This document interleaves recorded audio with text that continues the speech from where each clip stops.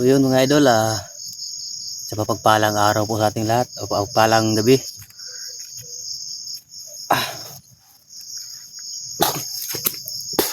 Yun mga idol, nandito na ako sa bundok mga idol. Ayan, sinabi ko na sa umuwi ko sa bahay, aakyat talaga ako mga idol para makita at mahanap ko yung kapatid ko, kasi yun ang sabi ng kanyang asawa, kailangan mahanap ko daw yung kapatid ko, kasi baka mangyari sa kanila ba, sila lang doon sa bahay. At saka mayroon din nag-comment sa akin na dapat daw iligtas ko, ano ko muna sila, layo ko muna sila sa bahay, palipatin ko muna sila. Yun ang nasa isip ko mga idol, kapag nakuha ko na yung kapatid ko,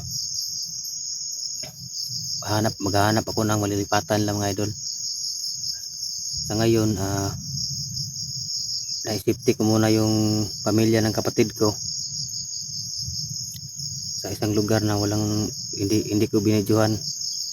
Bali nag-ano sila mga idol, nagrenta muna sila ng bahay. Habang hindi ko pa nakita yung kapatid ko, hindi ko pa siya nakukuha, doon ko muna sila sa bahay na nung nagparinta. Pero safety naman sila doon mga idol.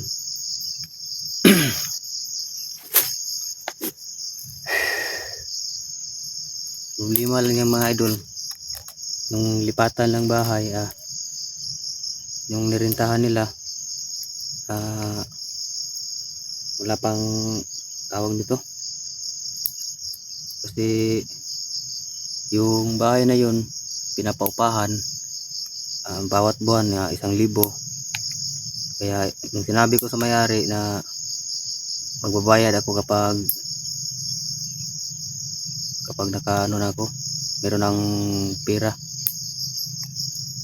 saka meron akong kunting pera mga idol, na nanghiram muna ako sa kapatid ko ng kahit kunti lang yung pera na iniwan ko sa kanila. At saka si Buster mga idol, sabi ni Buster sa akin, susunod lang daw siya mga idol kapag meron kasi siyang problema ang inasikaso. Kaya sabi niya sa akin, mauna ka muna, susunod lang ako. Sabi ko sa kanya, sige, dahil nahanap ko na yung kapatid ko, yung bata. Naawa ko sa mga bata mga idol, kasi iyak ng iyak, halos bawat oras hinahanap niya yung kanyang ama. Kaya mga idol, napilitan talaga akong umakyat dito. Sana maunawaan niyo ako mga idol. At saka sana mga idol, ipagdasal niyo ako mga idol, na walang pang masamang mangyari sa akin dito sa bundok. Pero kapag hindi pa kami nagkita ni Buster mga idol, mga ilang araw, at hindi ko pa nakita yung ama ko o yung kapatid ko, bababa ako mga idol para balikan ulit yung pamilya ng kapatid ko. Baka anong sitwasyon nila doon ba, wala na silang makain, kasi kunti lang yung pirang naibigay ko sa kanila, kasi wala akong pira. Bali 200 lang yung mga idol. Buti na lang nakiusap ako sa may-ari ng kanilang inuupahan. So okay naman. Sabi niya, lang daw, kapag may pera na ako, babayaran ko yung inuupahan nila.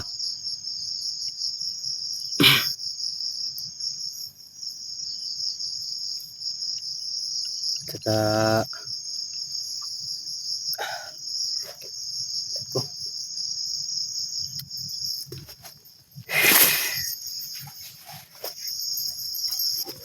iinom muna ako ng mga idol.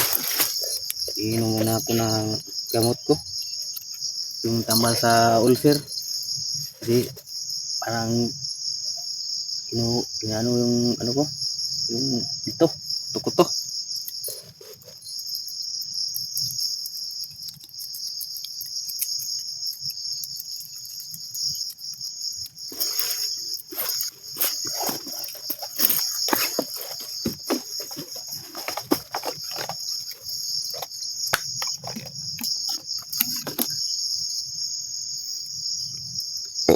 Ah, sakit ng ano ko. Ino-ulcer na yata ako.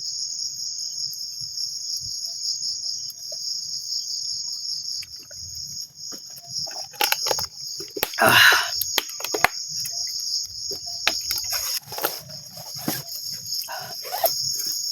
ubos na yung ano ko mga idol. Oh. Huli.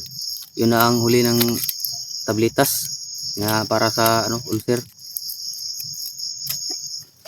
Sana naman hindi sumakit yung ano ko, yung sikmura.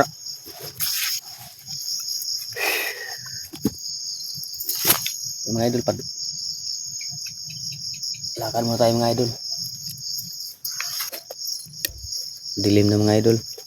Halos hindi ko na makita yung paligid. Sana naman wala akong ano dito. Wala akong sagupa ng mga bandido.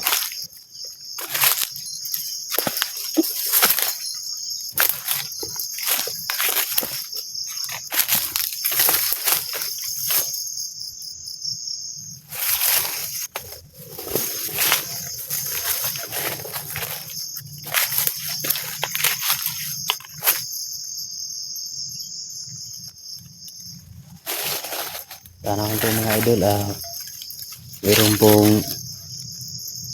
meron kayong ano dyan, may maluluwag na ano,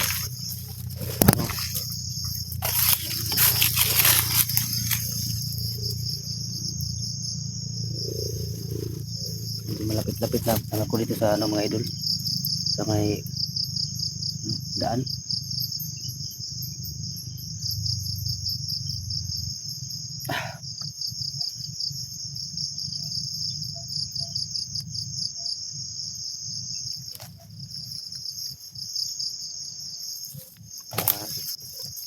Sana mga idol, yung may mga bubuting puso dyan, sana po matulungan natin yung ano ng ano ko, tawa ng kapatid ko. Kung meron kayong may tutulong, kung meron kayong may tutulong, maraming salamat mga idol. Kung wala naman, okay lang yun mga idol. Hindi naman tayo no ano. Hindi naman ako pumipilit na ibigay kayo o hindi. Okay lang sa akin yung mga idol. Kahit wala. Alam ko naman sitwasyon nyo. Baka kagaya ko rin.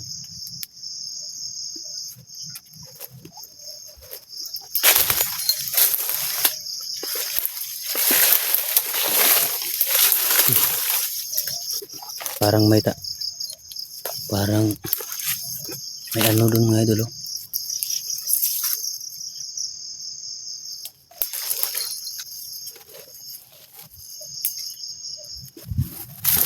Tao mga idol. Uy.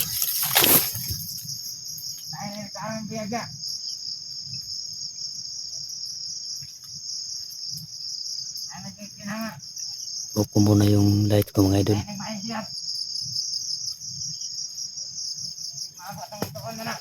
Uy.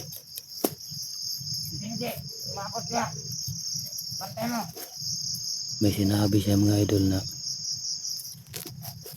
ano daw? Bantayan doon nagmaayong biyag kasi maabot daw ang kapatid. Padarating daw si ano Benji. Ako yung tinutukoy lang mga idol na darating.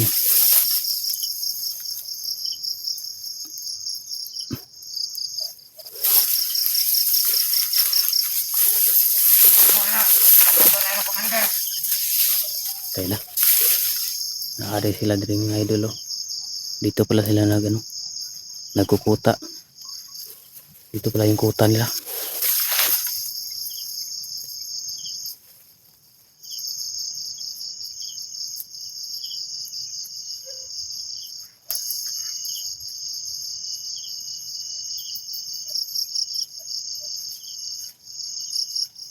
Dami yata.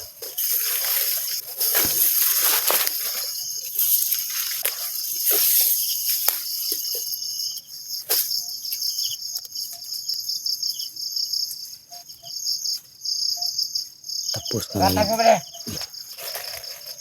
Atal, manglakaw ta.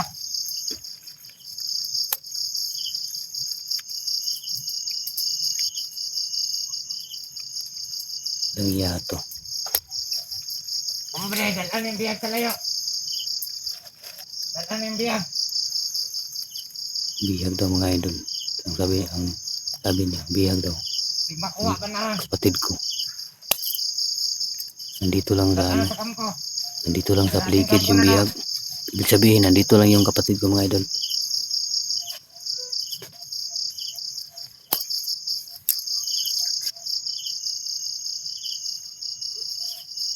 Ang yatong kandilan to.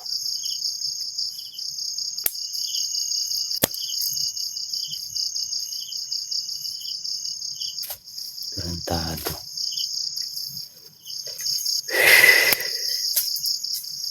Magbasid muna tayo mga idol. Masid muna tayo sa paligid. Sige, antay mo ba rin? Ayun ng biyag rin. Pinalayo na yung mga idol yung sinabi niya. Dadalhin ng Mura, bihag. magkatag mo.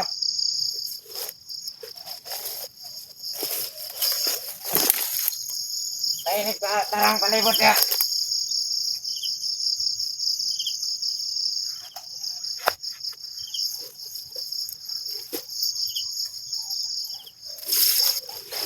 Papatayin ko na ito mga idol.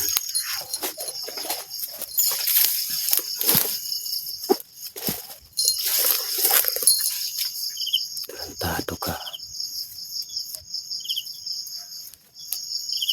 Gamitan natin yung tagulilong para hindi tayo makita.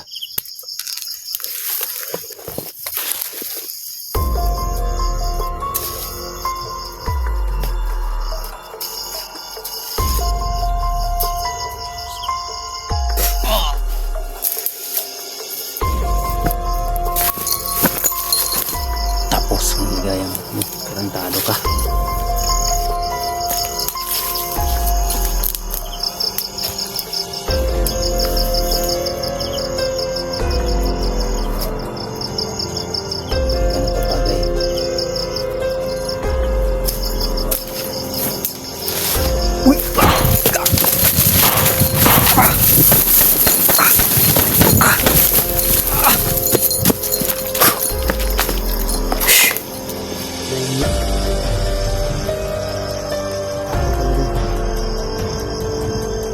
Ikan ako rin na.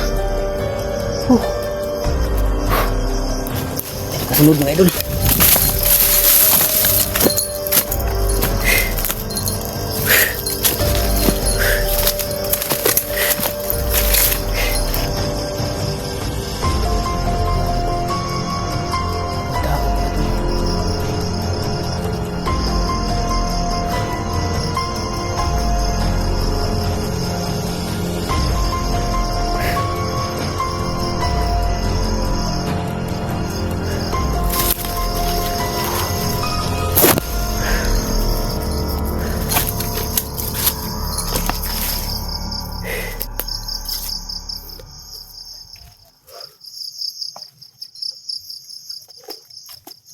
Delikado dito mga idol.